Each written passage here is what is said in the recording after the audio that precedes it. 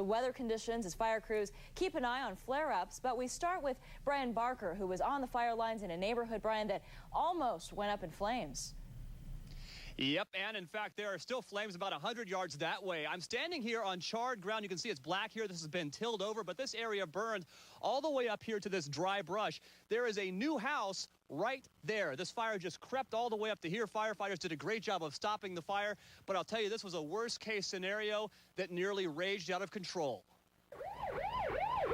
It happened too fast. Fire crews from all over Hood River County raced toward the flames. Well, to be honest, this is the scariest thing I personally have ever seen. Just 100 yards from the fire. It started over there, but it moved really fast. Jim Drennan keeps a worried eye on his boat dealership. I told my son to pack up some clothes and get ready. And Dennis Thomas has already evacuated. Just up the hillside, firefighters work to battle the flames. This is just yards from where the fire started and raged across grassy fields and up into trees.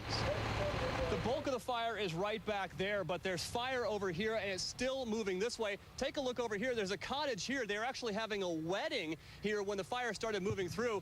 But this fire over here, they're still worried about, so they're evacuating us. They're making us leave. They say it's too dangerous to be here right now. You can still see the chairs set up for the outside wedding, but the bride and groom had to run for safety. Just across the way, a huge new subdivision is threatened by fire. It's too close for comfort. You can see how close the flames burned to these homes. Firefighters raced to the scene and quickly were able to stop the fire before it burned the homes. The big lesson learned here is that you need to clean around your houses. You need to clean the brush around your homes. It's hard to have Mother Nature do it for you. This side of town is stacked with dry timber. The famous gorge winds took what started as a small fire and blew it out of control in minutes. It could have been a lot worse. You know, the estimates initially were up to 1,000 structures threatened. Fortunately, we didn't lose any occupied structures. And as a smoky night falls on Hood River, everyone knows this time they got lucky. And the firefighters did such a great job. Just look at all of this dry grass out here. There is so much dry grass, so many dry trees around here.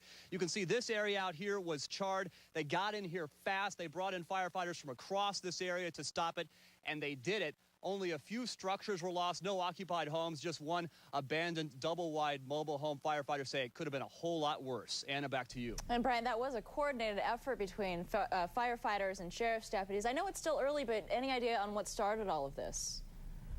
You know, I'll tell you, Anna, that's what everybody out here wants to know. They are out there looking at the fire right now. They're at what they call the beginning of the point, the anchor point of this fire, just about a quarter of a mile from where I'm standing. They're going to investigate it all night. They hope to have an idea by tomorrow morning. They do say they believe it was human cause because there's been no lightning or anything else in the area, but obviously they've got a lot more work to do. Okay, Brian, thanks very much for your report tonight. Now, while this fire was still burning,